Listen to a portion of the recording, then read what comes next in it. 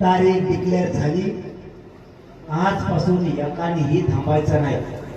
तुम्हाला गावागावात जायला संधी आहे, मराठ्यांसमोर जायला संधी आहे. मराठा बघतो कोणता राजकारणी माणूस गावात बैठकीला आलाय, कोणता समन्वयक आला, कोणता मराठा सेवक आला, कोण राजकारणी आला, पदाधिकारी आला, कोण आला, हे मराठी बारकाईने बघतात. तरी आपल्या पुन्हा आव्हान सगळ्या पक्षातल्या मराठ्यांनी, सगळ्या संघटनेतल्या मराठ्यांनी, सगळ्या समन्वयक मराठ्यांनी, सगळ्या मराठा सामान्य शेतकऱ्यांनी, मराठा सेवकांनी तुटून पाडला. घर ना घर पिंजून करून 13 तारखेला आंतरवालीला सगळ्या मराठ्यांनी यायचं. इथं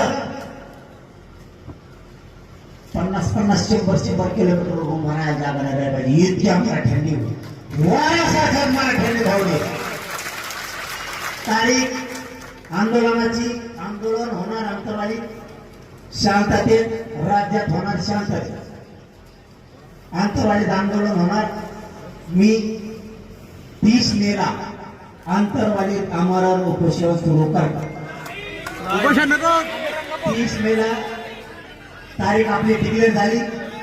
उपोषण नको, त्याच्याशिवाय आपल्याला पर्याय नाही.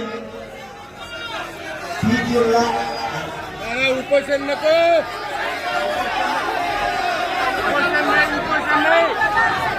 उपोषण नको दादा,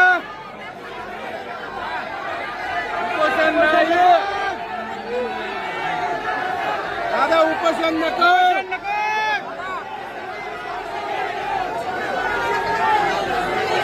उपोषण नको.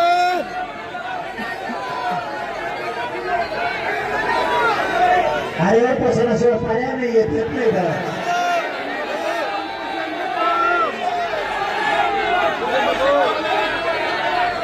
उपोषण नको,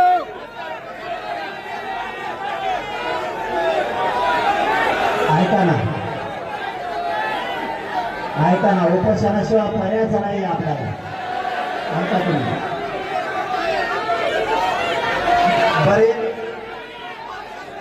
बरेच विषय सांगतो, बरे विषय सांगतो ना. ऐका ना,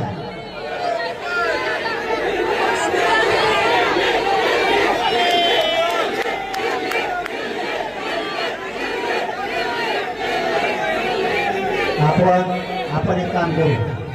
ऐका, सगळे खाली बसा ना, खाली बसा. 2 मिनिटं खाली बसा. अरे मुंबईला बी जाऊ काय देणार करतो मी. मुंबई पुन्हा पॅक करू आपण.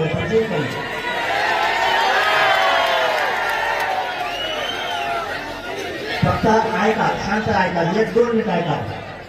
आपल्याला याच्यासाठी करायचंय, मला श्यामच्या तिथे भूमिका लागते. 1 मिनिट ऐका फक्त, 1 मिनिट ऐका फक्त. पुन्हा तुमचं ऐकून घेतो. मग पाच का तुम्ही